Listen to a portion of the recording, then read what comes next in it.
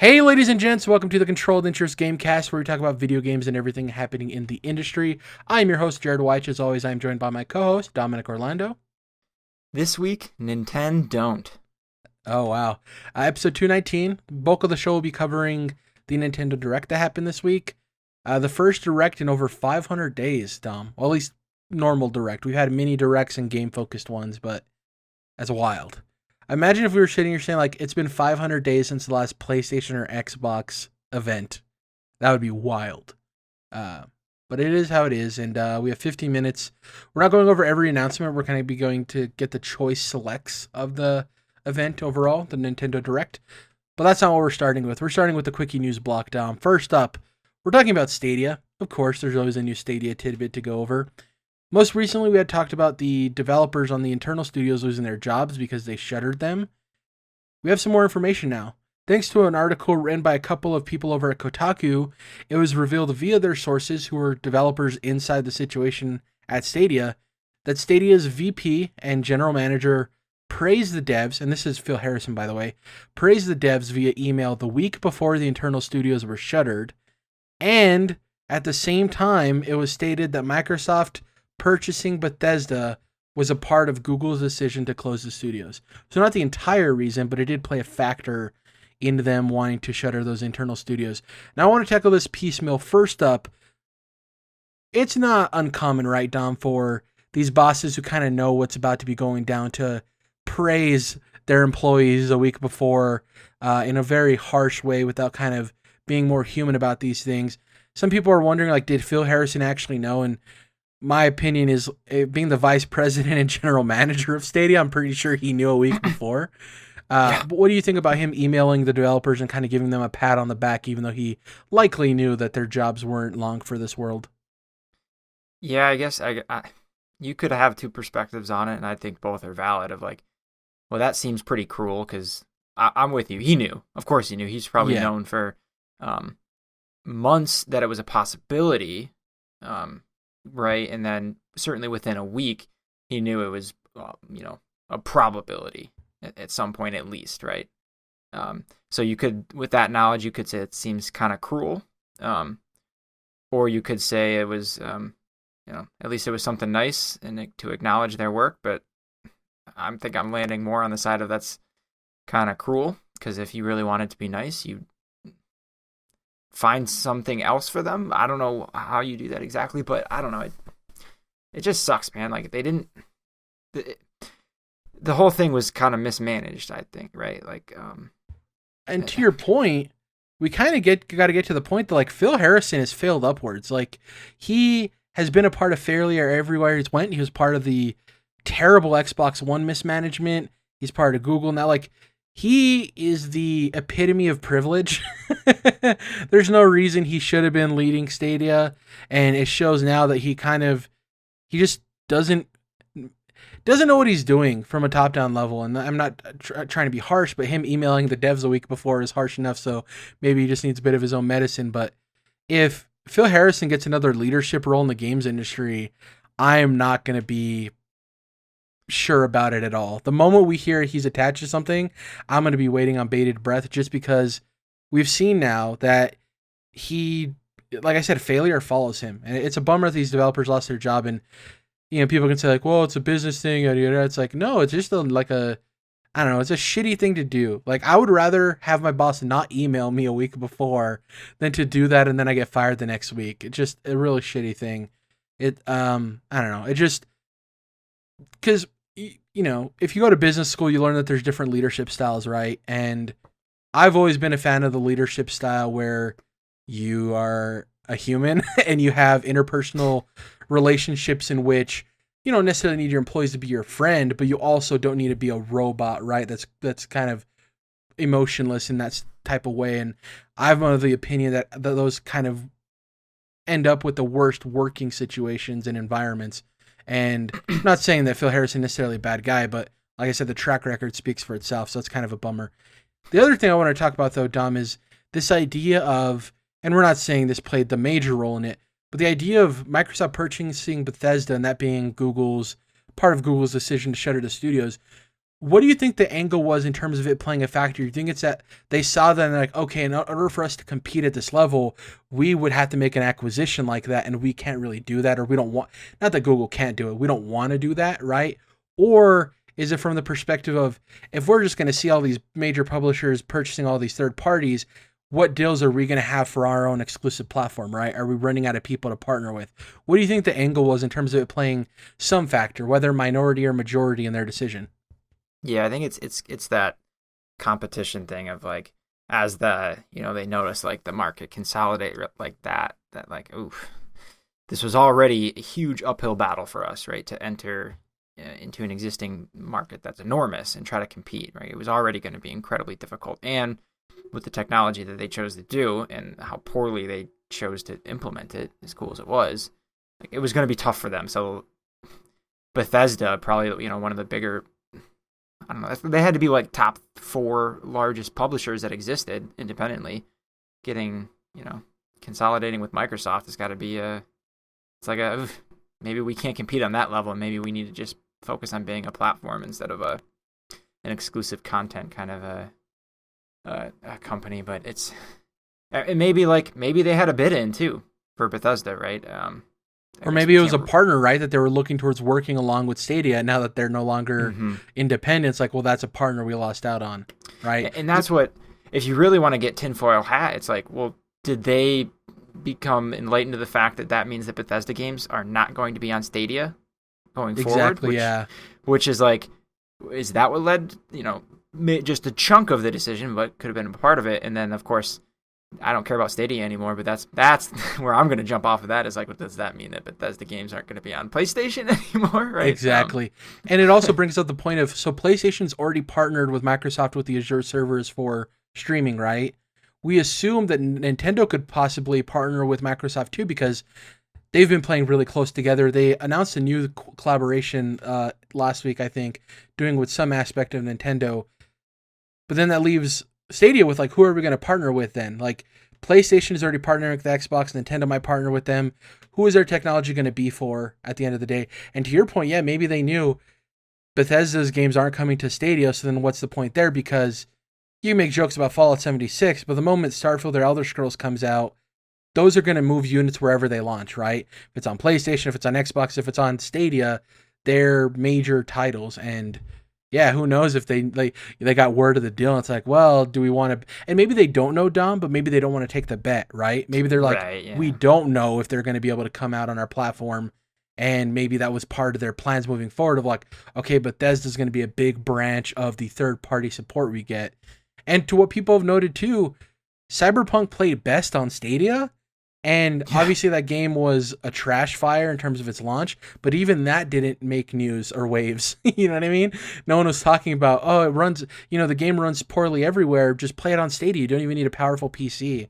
And that didn't move the needle in any meaningful way. So, and that was the one thing that I kept bringing up, like in the lead up to Stadia, of like, that's the biggest advantage they have, right? Is like next gen games without a next gen console, right? You don't need to shell out $500, just the 60 that you would have had to spend on the game anyway, right?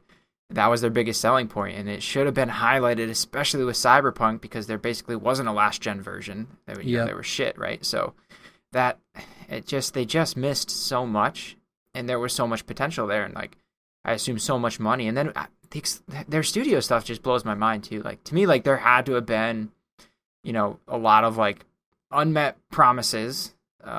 Like they attracted a lot of talent. Like Jade Raymond was leading a studio. Right? So how did someone convince her to come aboard, and then not that long after, like, actually this is all shit, we're canceling it? And like, to me, like, some promises were broken along the way, some things were mismanaged. Like this just Phil Harrison, dude. I'm sorry, but like, yeah, I don't want to be a part of his next team.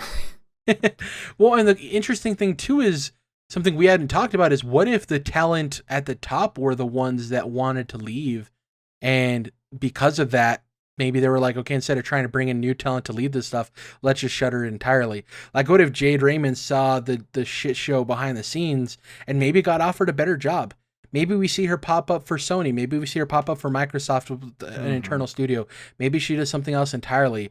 But maybe she was like, yeah, I'm over this. Like, this isn't going to work out the way you think it is. And it could have just been a number of things, right? The Bethesda acquisition, Jade Raymond wanting to leave, like just all of these things culminating in whatever the hell ended up with Stadia. And I'm assuming this won't be the last we hear of Stadia in some capacity. Probably will be negative the next time we hear about it. But this is just another notch in the don't trust Stadia's products out of the gate, right? We joked about this when Stadia was announced of like, they have a track record of not really leaning into things if they see failure and just bolting at first glance. This adds on to it, right? This is going to be what Stadia was another one of those examples. And when you're asking people to not only subscribe to your service, but then buy the games that are only playable on your service, like you can't go and buy Cyberpunk on Stadia, and then if Stadia shutters, you can just load it up on Steam. That's not how that works.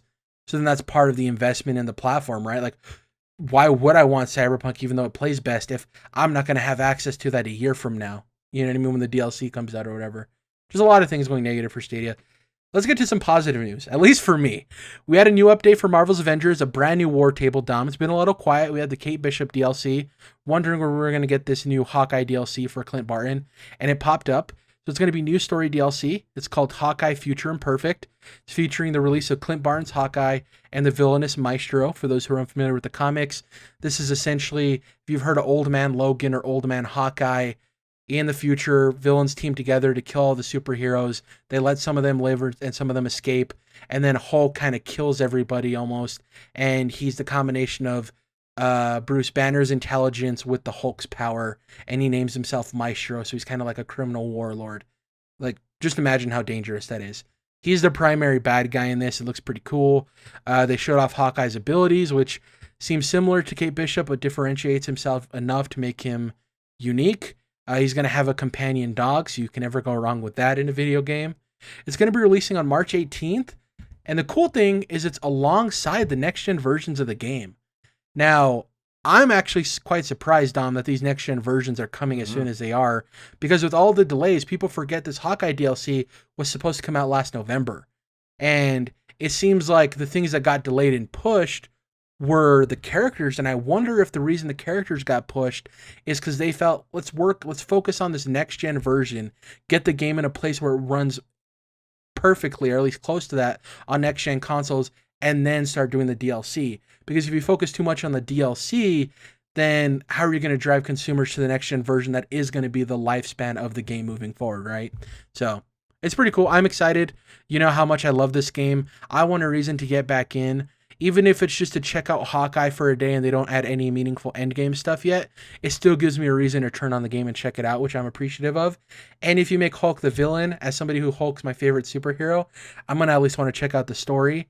I'm curious, though, if you remember, Dom, the last time we talked about this, their DLCs are in like 3 story part arcs, right? So the Kate Bishop one was the first one. The Clint Barton one is the second one. We don't know what the third arc is, and it seems like everyone comes with a new character.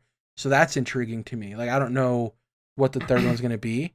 And then we also don't know if this new DLC, if the Maestro skin for Hulk, it becomes an unlockable thing for you after you maybe beat the campaign or something, right? Because Hulk's already in the game. So that'd be pretty cool, too.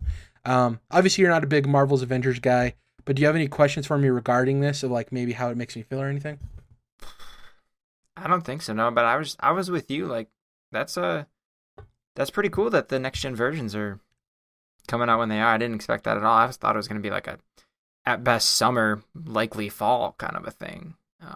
Gotten too cynical lately, so that was pretty cool to hear. And I'm starting to get, and maybe you can correct me, but like I'm starting to get a vibe that like it's however slowly this game is starting to like I don't know, build some trust and some like goodwill, and people are enjoying it, and it's doing the right things. Obviously, like they said, it didn't make the money they wanted it to at launch or whatever, but at the end of the day, this is the Avengers, so like this is not something they're not going to Google it, right? And abandon it. It's not Anthem, but yeah, it's kind of, even though this is like way outside my wheelhouse, it's cool to see that kind of a story, and hopefully like it continues and really starts to build momentum, because I think so far they haven't been doing a few good things, but like that like big momentum hasn't started to build yet, but I think they can do that. I think the big pop is going to be whatever the Wakanda expansion is, right? You add Black Panther to the game, you add Wakanda as a new playable area, you add a raid, like an end game event, right? And you add all this content people need and want. I think that'll be the next pop. There was this weird thing, I don't know if you remember for the last war table, where apparently the tease for Black Panther and Wakanda was going to be in that war table. And unfortunately, Chadwick Boseman had passed earlier that week. So out of respect for him, they kind of like removed stuff. Because even in the war table, it stated some things had been removed, beforehand, yada, yada, yada. So I'm still hoping for that big push. My worry is that this DLC comes out and then the game goes dark and it's just over with. And we'll know what the plans are moving forward if we get a roadmap or teases at the next DLC before or by March 18th, right? We'll see what happens there. But excited. Remember, Spider-Man was supposed to already be out by now for PlayStation exclusively, which is hilarious. It's so funny to look back on that now. Next up, Xbox backwards compatible FPS boost. This is via Xbox Newswire.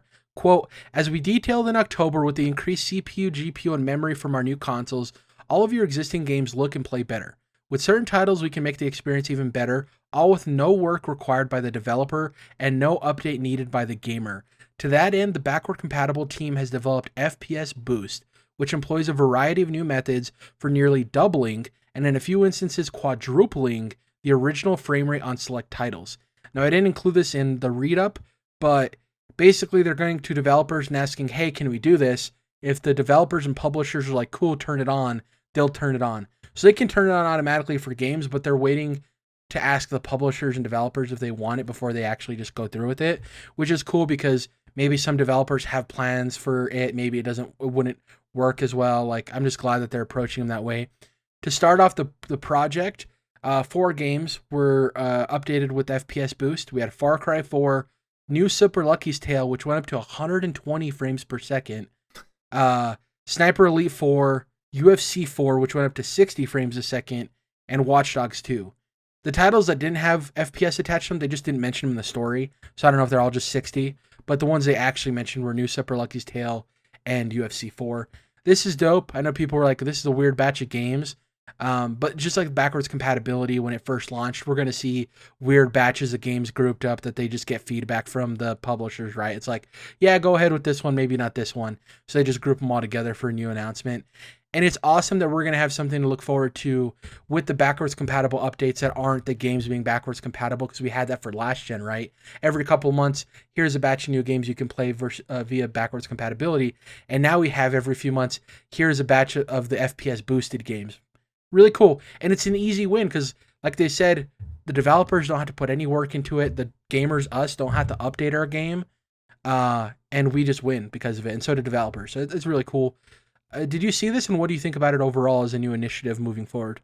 This is like one of the coolest things that's come out of this newest generation, and I don't understand how they can do that, right? Because I'm thinking of, Bloodborne has been a hot topic lately about like, well, give us a PS5 patch, right?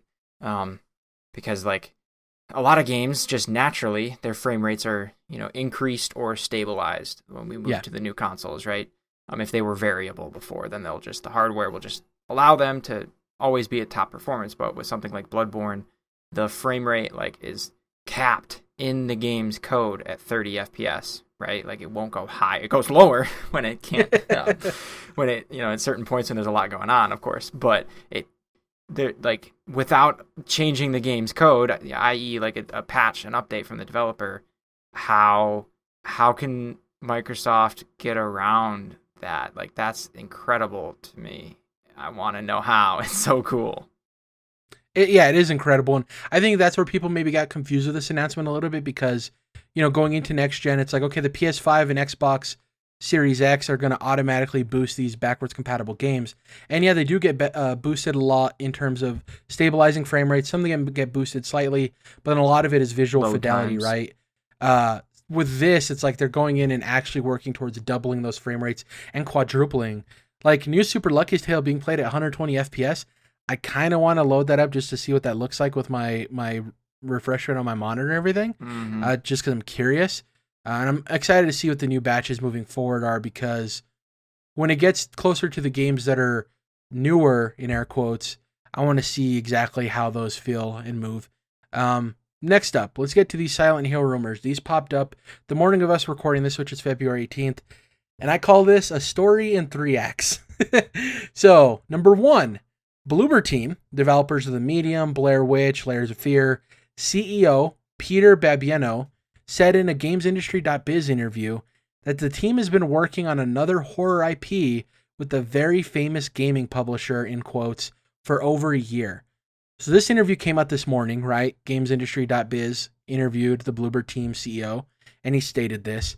Then, a few hours later, Video Games Chronicle, who has a pretty good track record with rumors and leaks and information, they're like, hey, now that this interview's out there, let's tell you guys a little bit about what we know regarding this horror IP that Bloober Team's working on with this very famous gaming publisher. So Video Games Chronicle, this is part 2, breaks the insider information that Konami has outsourced a Silent Hill project.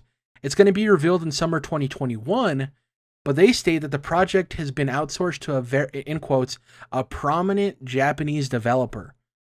So that has you sitting here thinking, well, Bloober Team's working on a horror IP from a very famous publisher, but then Konami is outsourcing a Silent Hill game, but it's to a Japanese developer. If you didn't know, the Bloober Team isn't Japanese. So that's where this kind of goes head to head of like when the original story came out, people are like horror IP, Silent Hill, famous gaming publisher, Konami, right? It works. It fits perfectly. Then you get the information from VGC, and it's like, well, they're not a Japanese developer, but why would Video Games Chronicle bring this up at this time? It seems weird that they're like kind of counteracting the actual interview, right? Number 3, 2 franchise reboots, according to VGC, are in the works, which is something that industry insiders have suggested could be Konami's intention. So, Bloober Team, now this leads to this next thing of like, so Bloober Team could be working on Silent Hill, and then that Japanese developer could be working on one, because according to reports, Konami has 2 different reboots planned, which is interesting. So I guess I want to start there real quick. What do you think about the possibility that we're getting 2 Silent Hill reboots, possibly by different studios, right? A Japanese studio and Bloober Team, possibly different genres, possibly different styles, 2D, 3D, who knows? How do you feel about this in terms of them going back to back with these reboots, maybe close together in terms of release? Hell yeah. That sounds great. Bloober Team especially, like, they've been making horror games, and, you know, they're good at it. I've never played a Silent Hill game, so I'd be interested, absolutely. As far as, like, 2, like, in close proximity, that's very interesting.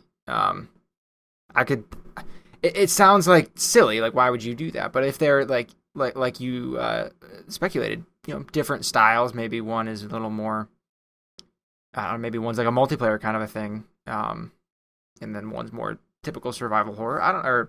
They could go a lot of different directions. You know, one could be a pachinko machine, probably not, but point being, like, these could be very different things. But I'm down for it. This is a franchise that I love horror games, but this is a franchise I've never touched because it's just, there's not been anything, recent that I guess, like, I'm sure, like, some of the original games people would tell me are still good, but if they're old enough, I'm like, does it really hold up though? Like, really, you know? So I'm down for Silent Hill. It's working right now with Resident Evil, right? We have the first person with RE7 and RE8, and then we have the third person of the remakes, right? Yes, good. So that could totally be the case too. Maybe Bloober Team's working on the first person Silent Hill, and maybe this Japanese developer is working on the third person one. I was thinking about this. I'm like, hey, prominent Japanese developer who has ties to horror games, who we don't know what their next project is. Tango Gameworks from Bethesda would be real interesting, right? They have the experience with Evil Within. Obviously, Shinji Mikami worked on the Resident Evil series. He's there at Tango Gameworks. The tough thing is Silent Hill is usually associated with PlayStation. Tango Gameworks is obviously now owned by Xbox. So I wonder if maybe, who's to say maybe Xbox partner with Konami and brings a Silent Hill exclusively Like, imagine if the two different versions are console exclusive. Like, imagine if the Bloober team, even though they're more associated with Xbox, but hear me out on this. Maybe what if one is exclusive to Xbox and one is exclusive to PlayStation? That'd be pretty wild too. And knowing Konami and their focus on money, if the check had enough zeros on the end of it, I don't think they'd be opposed to that. You're right. There could be any combination of that too. That's a good point. We'll throw one more thing at you though. What if not Tango, but what could From Software do with Silent Hill? Just floating it. The thing is, Silent Hill's so focused on survival horror and psychological horror that I don't know if that'd be something. If they were to work with Konami, my money would be on Castlevania over Silent Hill, because I think they can nail Castlevania, especially with the way, the level design of the Castlevania games, right? Where things get twisted, you come back, it's Metroidvania, obviously, where you get items that open up stuff later, and that's kind of, From's whole shtick. I would lean more for them for a Castlevania game than Silent Hill. The other thing we're not considering, somebody who was working on Silent Hill, Kojima Productions. How wild will that be if they're the ones working on the Silent Hill game? You never know, we'll see. But there was something I left out that was also in that VGC report that I thought you'd get a nice little chuckle out of, Dom. In the same VGC article, they stated, according to our sources, Konami pitched Silent Hill to Supermassive at some point, but it didn't work out. Obviously, for those who don't know, Supermassive developers Until Dawn, the Man of Medan, and Little Hope, which Dom talked about on last week's podcast. How do you feel about that in a universe where Supermassive made Silent Hill? Because I think that could have worked out. Yeah, absolutely, it could have. And it makes you wonder, like, is that just kind of a scheduling thing where it's just the timing just wasn't quite right, and Konami was like, well, we want to do this now. We're not going to wait for you to finish up your Dark Pictures anthology or whatever. So they, then went to Bloober or whoever else, Tango From Software, whatever we want. But yeah, that obviously would have worked really well too. And I could see where, when you're thinking about, developers that have made some of the better horror games in the past, 5 years or more, right? Like Supermassive is definitely on that list, right? So I could, that's interesting. Like, what could have been. And I wonder if the plan was, because obviously Sony published Until Dawn. I wonder if Konami, Sony, and them were working together on a possible Silent Hill project, and then Supermassive made that change, right? Where they're like, we're going independent. We're going to do our own thing. We're going to make smaller projects. And PlayStation and Konami are like, but we have this check for you to make a Silent Hill game if you want. And maybe they're just like, no, we just want to do our own thing. Imagine turning down Silent Hill. Take some big balls to do that. And I don't think they lacked confidence, because they knew how to make horror games with Until Dawn. And maybe they just felt like, no, we want to work our own thing. It's completely valid, especially from a creative's perspective. I totally get that. But it is a nice little tidbit of, like, in an alternate universe, right? Yeah, what does that Supermassive Silent Hill game look like? Because damn well it's going to pop at an E3, right? PlayStation reveals that at an E3, Silent Hill by Supermassive. Oh, boy. Let's get into this Nintendo Direct. This happened on February. If you didn't know, the first major Nintendo Direct since September 2019, over 500 days, took place this week. So let's go over the 5 most important headlines following the 50-minute presentation.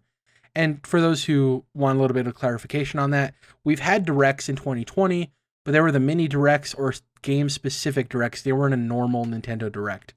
So it's pretty nice to see this. I'm going to start off with some honorable mentions that didn't make the top headlines, Dom. First up, we got Star Wars Hunters, which we literally know nothing about, except for it being a seemingly a Switch-exclusive multiplayer shooter, seemingly based on the old Bounty Hunters games, but we got no gameplay at all. The only thing we know is the title, and that it's being developed partially by Zynga Games, which has people a little bit worried. Those who don't know, Zynga is a very prominent mobile game developer. They're one of like 4 developers listed on it, so who knows to what capacity they're playing in terms of developing this game. Do you have anything to say about Hunters? We didn't really see anything. I don't know, man. Like, I just can picture what I fear it's gonna be. Like a free to play. Like, you gotta buy shit all over the place, and it's also gonna be on mobile. Coming to Switch and mobile, right? Yeah. The logo's dope. I'll give it props on that. The logo is very clean. But yeah, it's coming out 2021 and we got no information. To me, that means one of two things. One, this game is coming in super hot. Or two, with Lucasfilm now being in control of Lucasfilm Games being in control of the games properties, I wonder if we don't see some type of event that Marvel or Disney does where they showcase the Star Wars and Marvel games. Because they're at the point now where they could have a little like 20-minute, 15-minute presentation on their own, aside from putting it in other people's shows. And maybe they're like, we'll give you guys the announcement, Nintendo, but we want to show off the first look at the game, right? Who knows? We could be going that direction with everyone having their own individual events this year. I wouldn't be surprised to see Disney pop up, right, and be like, hey, here's our stuff. Next up, World's End Club. This is from the Danganronpa developers. Really weird. It starts off with like, okay, all of these kids are trapped in an underwater state fair, and they have to survive. And then 5 seconds later, they're like, well, they escaped. They went up to the surface. Everyone in Japan has disappeared. So now you have to travel across Japan to figure out what happened. It was really funny. They start off with this like very ominous, oh my God, they have to like Saw style. They have to live. They have to try to survive. And it's like, no, they got out. Okay, what's happening upstairs? I just thought I'd mention it because it looked very unique. And out of the smaller titles, it's the one that caught my eye personally.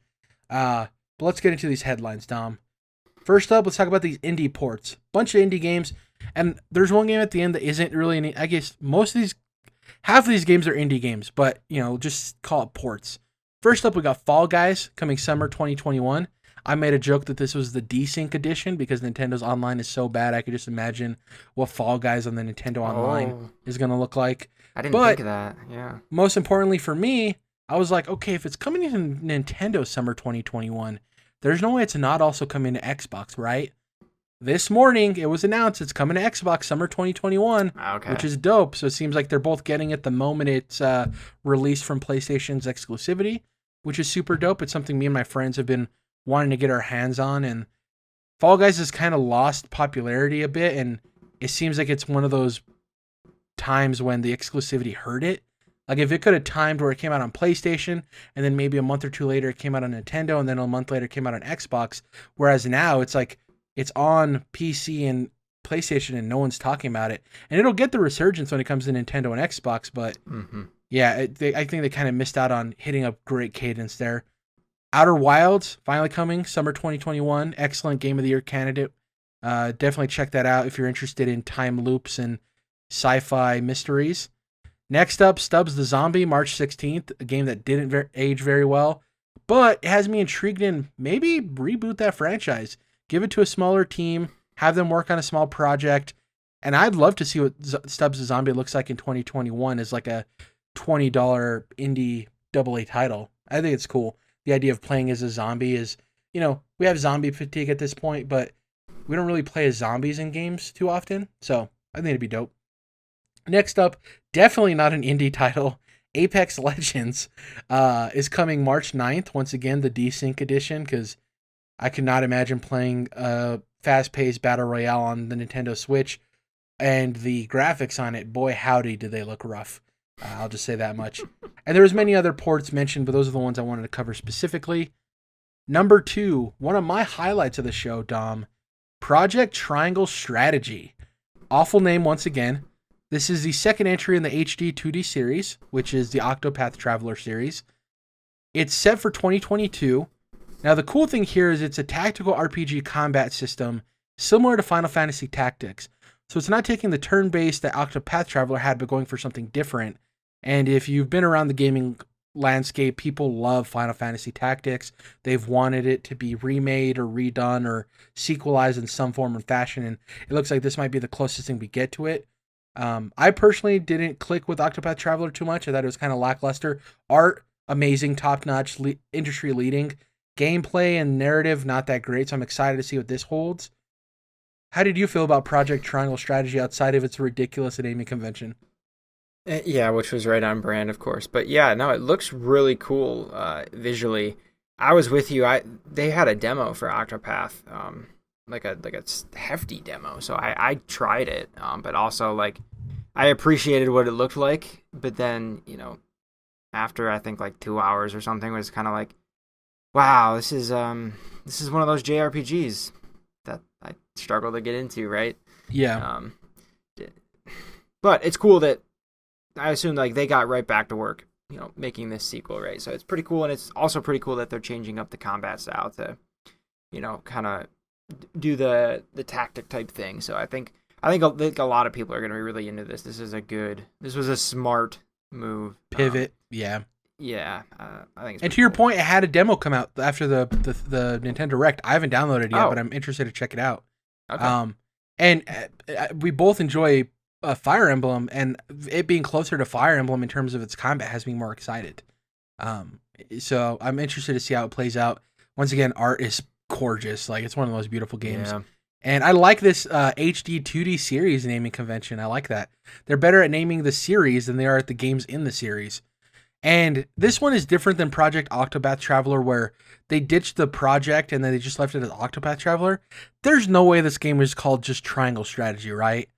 No way. There's weirder names for games. Let's make a bet on this podcast right now. Let's see. Okay, so here's the thing. This game it's all about decision making, right? And weighing the scales of justice or whatever the hell. So I'm probably more than likely going to buy this game and play it. I don't know if you are or not, okay? But we'll do this. If it stays the name Triangle Strategy, you get to make my first decision for me. I'll message you and be like, this is the decision I need to make. I'll give you context if you don't decide to play it yourself, and you make the decision for me. So like an in-game decision, like should I kill this person or this person? Yeah, exactly. Like one of those crosswords decisions they showed off in the trailer. Now, if I win and it's not Triangle Strategy, if you are playing the game and have it, I do the same to you. And if not, I get to make a decision whatever game you're playing at the time in some capacity. We'll figure it out at that point. Yeah. And that'll be the bet. Because in no world do I see this being called Triangle Strategy, but hey, I didn't think Octopath Traveler was going to be called Octopath Traveler. My argument there is like Octopath Traveler sounds alright as a game. Like, I get that. It's like there's 8 people, Octopath Traveler.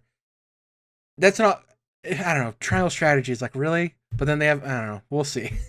I'm so flustered by it. We'll end up seeing.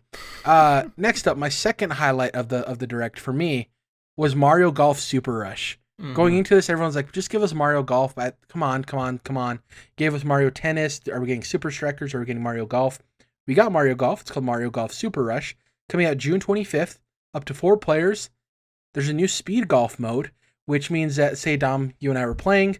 We both line up, we tee off at the same time, and then we rush to our ball and strike it as many times as we need to get it into the hole. So instead of taking turns back and forth, you're just trying to get there. There's power-ups to make you run faster.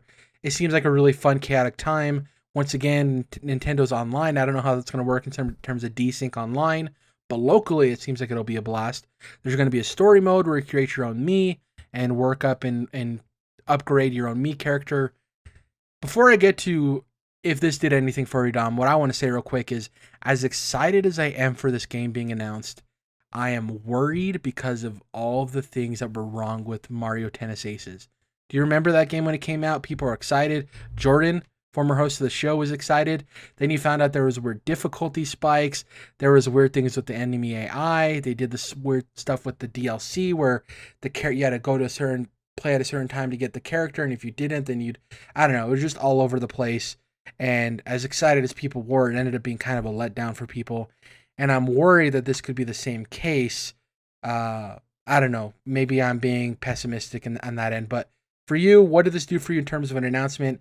And am I right for feeling a little bit trepidatious with this game announcement?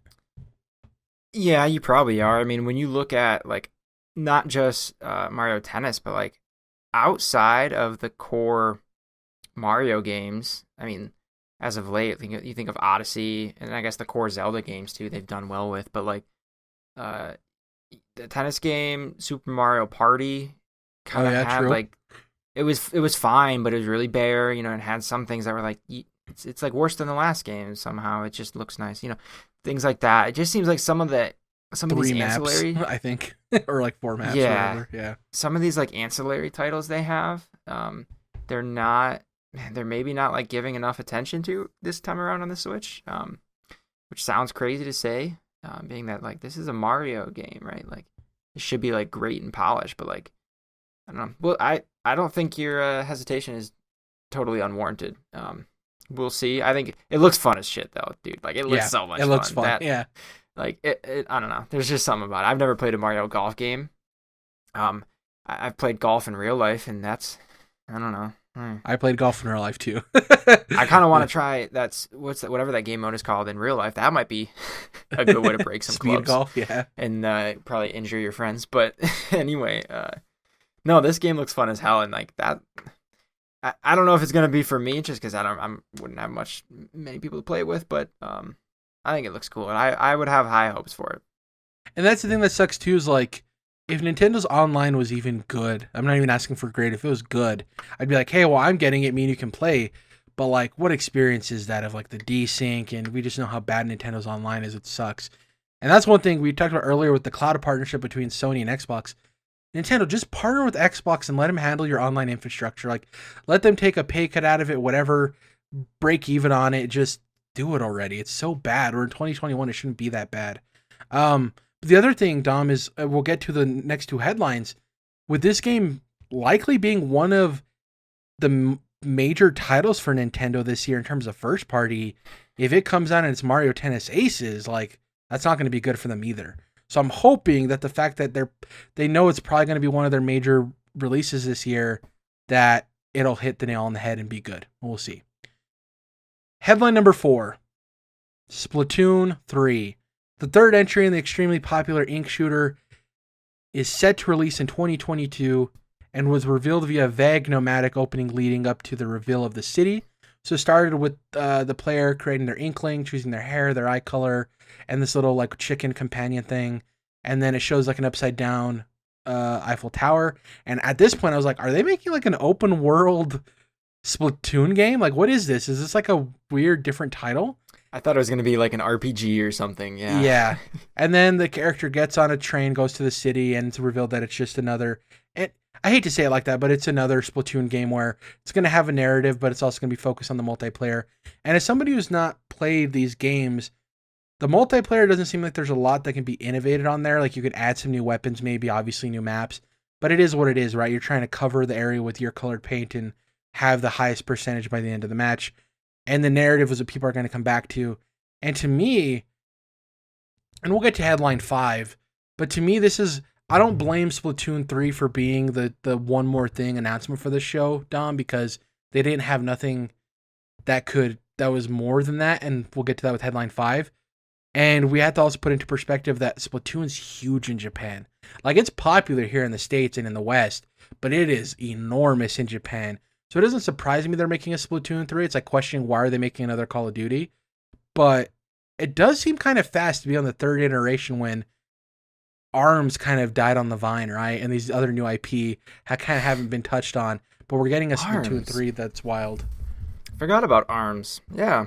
Yeah. Does Splatoon 3 do anything for you? And if it doesn't, how do you feel in terms of it being the one more thing in this 50-minute direct? See, yeah, I've never played Splatoon. I have nothing for it. This does nothing for me. And so obviously that colors my opinion, but I was kind of like, so that's the one more thing. And like, and I don't like when it was misleading to me. Like, oh, we're in a desert with like some rundown cars or whatever it was. And like, what's going on here? Like, this is interesting. What kind of world is this? This is a new IP. What's going on? And then, oh, it's fucking Splatoon. Well, it's a double fake out, right? It's like a fake out of a different game, and then it's a fake out of Splatoon in a different genre. Right. And then to just, get on a bus, and then you're in the city, and it looks just like, and it's Splatoon, which is great. Like you said, a lot of people love that shit, and like, that's awesome. I'm all for that, but it just, as the American watching, I was kind of like, oh, it was deflating. Mm-hmm. And I know, like, we can get into a longer conversation about, like, well, your expectations were not set accordingly, and, like, that's probably fair and stuff. But I was a bit, like, let down by that was their one more thing, especially when they frame it as their one more thing to show you. Literally say the words, you know what I mean? And to make it like something I need to especially get excited for. I don't know. That's hard to hit for everybody. You can't make everyone happy. So I can't be too harsh. And I do think it was made worse by what we're about to get into with headline 5 of, for a lot of people, was a double whammy of like, okay, this, all right, it's not exactly what I wanted, but okay, it's all right. And then to go into Splatoon 3, it's like a double deflate, you know what I mean? Each of those on their own might not be bad, but then being back to back kind of took the air out of the room. We'll get to headline 5, which is The Legend of Zelda. So Eiji Onuma, series director, beloved developer, awesome dude, looking super fly in the direct. He appeared. And he's like, hey, I know you seeing me makes you think you're going to hear more about Breath of the Wild 2. But let me cool your jets. Development is going perfectly fine. Everything is going great. But I want to let you know up front, you're not going to hear about more information from that game later this year, which that's a point I want to talk about specifically. And then it was followed by the reveal of The Legend of Zelda Skyward Sword HD coming to Switch. People were worried like, oh God, they're showing Joy-Cons with the motion controls. Is this their solution? Not entirely. They also showed that you can play this with a controller or in handheld or on the Switch Lite, and you can not use motion controls, which is great. So a large reason why a lot of people consider this to be the worst 3D Zelda is because the motion controls were fickle and annoying. But from a narrative perspective, people love it. It's the first game in this timeline. It focuses on the story of the Master Sword. Cool thing with this too, those Joy-Cons are fire, Dom. The Hylian Shield and Master Sword Joy-Cons, really dope. Glad that they're not attached to a system either, so if you're a huge Zelda fan, you don't have to try to buy a brand new console. You could just try to get those Joy-Cons, which still, $70, a lot of money, I know, but it's better than paying $300 if you're a big Zelda fan. And that's the regular price of Joy-Cons too. So. Exactly, yeah. And so for me, this announcement did absolutely nothing because I've heard Skyward Sword is the worst of the bunch.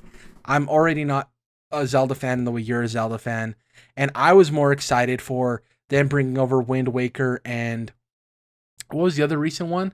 Twilight Princess, right? Yeah, I was excited for those because I haven't played Wind Waker since GameCube, and I haven't played Twilight Princess ever, and I know people love that game, so I was stoked to get those. We didn't get those. There's rumors those are still coming this year. Those are obviously the Wii U titles that they're going to get ported as well. But for it being a Zelda anniversary and for it to get treated this lackluster is kind of a bummer. But that's from my perspective. From you, Dom, you said you've wanted to finish Skyward Sword and the lack of motion controls now. What does this announcement do for you as somebody who's a huge Legend of Zelda fan?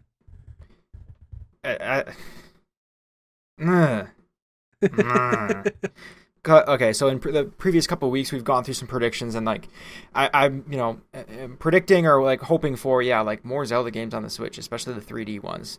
And I have big dreams of like a whole collection, or another Ocarina of Time and Majora's Mask and Wind Waker. Like everyone, like big hopes, and like this is more realistically like this is what I expected. It's not what I wanted, but it's what I expected. This was the one Zelda game that hasn't been remastered ever, right?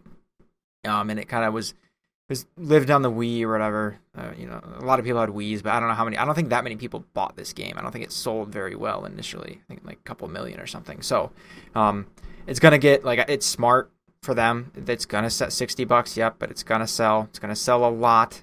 I mean, Link's Awakening remake for $60 sold a lot, right? Like, I'm gonna have to look up that number, but it was a lot. Even after we all criticized the price, it still sold a lot. And so, same thing here. This bums me out. I adore, I'm gonna say like every single Zelda game, especially the 3D ones. Skyward Sword is not only the worst Zelda game, it's just not a good game. This is how you get in trouble, but the motion controls, a lot, like some games like have parts of them that are annoying or you don't like, but in large part, like if it's not a fundamental thing you're doing all the time, then it's not a deal breaker. You know what I mean? As long as other stuff is good, but the motion controls in this game were so bad, and like everything is dependent upon it. You basically had to stand up playing the game. So you do. Don't tell me you can't or you don't, because I'm not about that. It didn't work for me. Anyway, probably on the Switch, actually, you might not have to because there's no sensor bar you have to like be positioned in front of. Anyway, the motion controls, it's everything you do in the game like is affected by that, and that it really ruined it for me. Combine that with like a lot of the actual gameplay just wasn't as good. The way the levels are designed, the whole structure. I wasn't was a big fan of in general. Best story of probably any Zelda game, though. I can't deny that.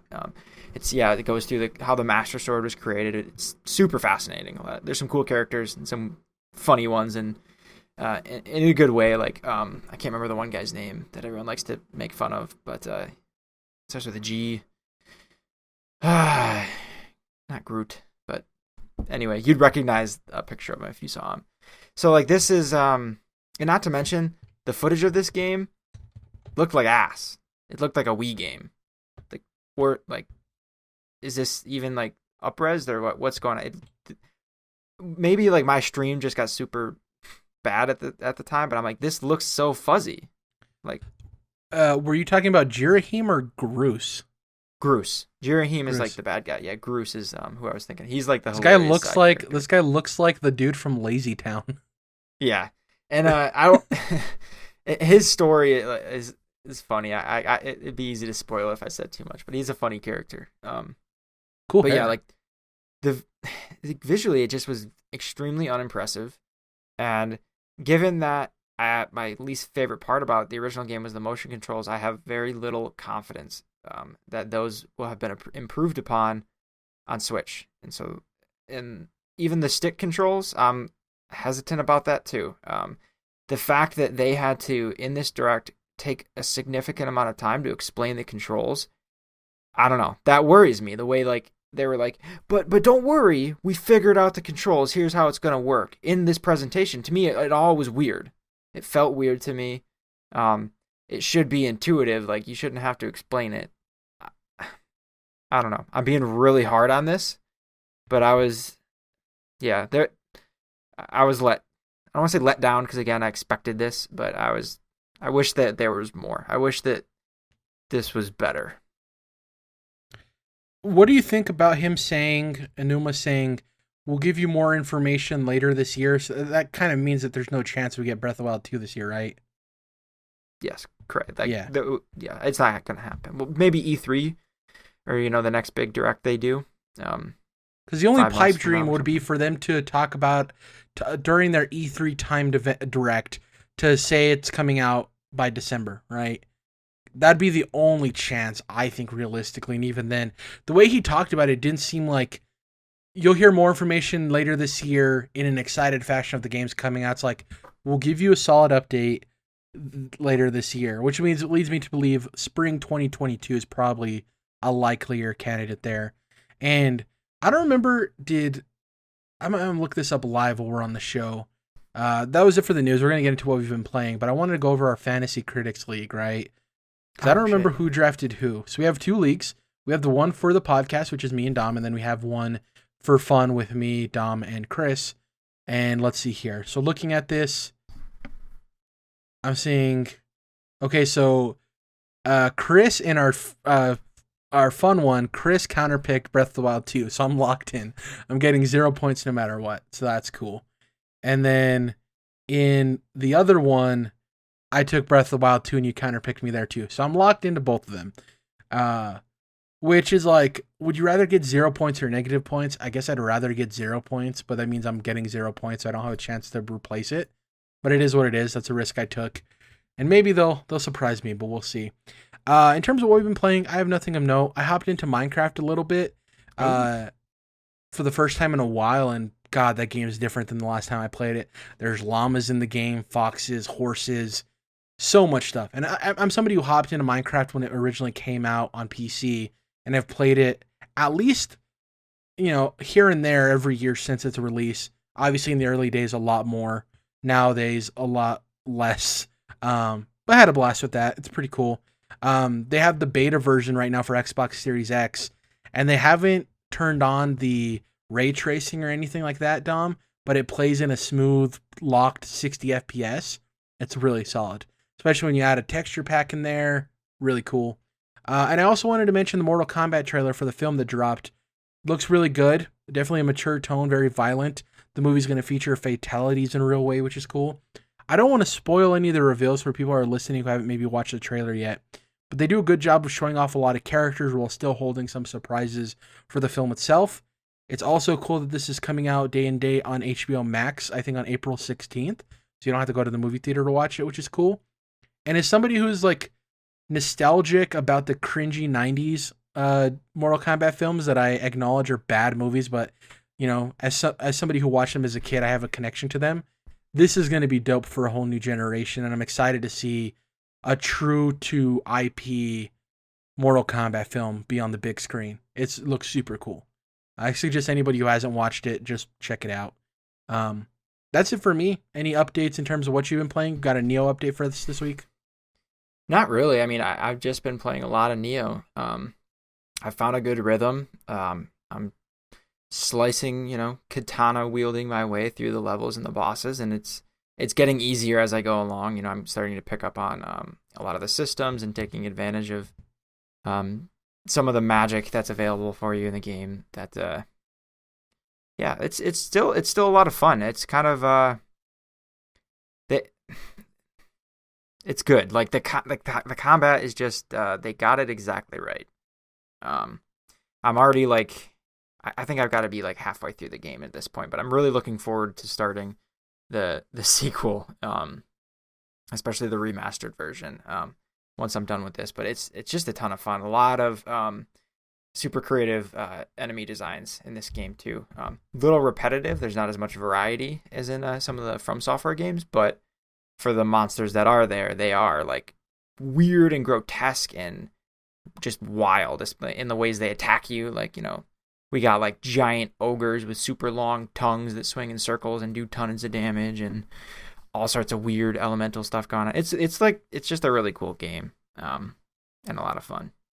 One thing we don't talk about enough is, I think one of the best parts of having video games as a hobby, that's something we don't maybe consciously think about, is when you're playing a game and you transition from trying to figure out the buttons and getting used to the game where it's just free flow muscle memory and you're just playing the game.